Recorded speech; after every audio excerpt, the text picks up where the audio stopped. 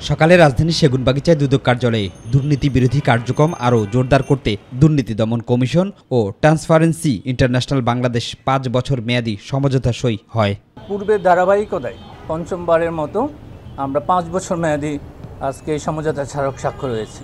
এ সময় দুদক চেয়ারম্যান জানান, দুর্নীতি প্রতিরোধে সংযোগ কার্যক্রমকে আরও গতিশীল করতে একযোগে কাজ করবে দুদক ও টিআইবি। কথা বলেন টিআইবির নির্বাহী পরিচালক ডক্টর ইফতেখার জামানও। রাজনৈতিক দলের ঐকমত্যের দরকার, তো সেগুলো নিয়ে ঐকমত্য কমিশনে আলোচনা হয়েছে, দীর্ঘ প্রক্রিয়া, আপনারা সেটা জানেন। সুখবরটা হচ্ছে যে ওই দুদক সংস্কার কমিশনের যে সুপারিশগুলো আছে তার মধ্যে দু একটি ছাড়া বাকি সবগুলো সকল রাজনৈতিক দল ঐকমত্য পোষণ করেছে, মেনে নিয়েছে, অর্থাৎ সেগুলো বাস্তবায়নের জন্য প্রস্তুত। টিআইবি হোক, দুর্নীতি দমন কমিশন হোক কিংবা সাংবাদিকরাই হোক, আমাদের সবার একটাই লক্ষ্য বাংলাদেশের ভালো হোক।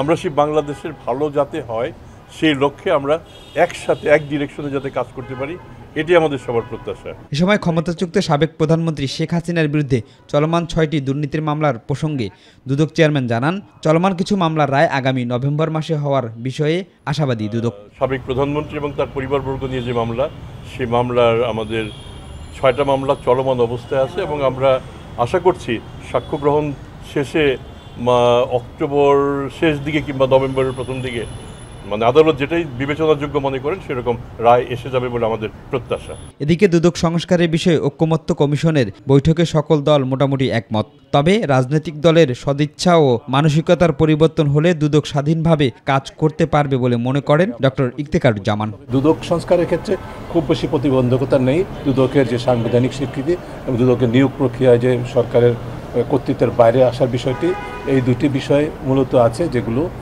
এবং সাংবিধানিক একটি ধারা আমরা অন্তর্ভুক্ত করার কথা বলেছিলাম, যে ক্ষমতার অপব্যবহারকে দুর্নীতি হিসাবে চিহ্নিত করা হবে। শিমুল খান, মাইটিভি, ঢাকা।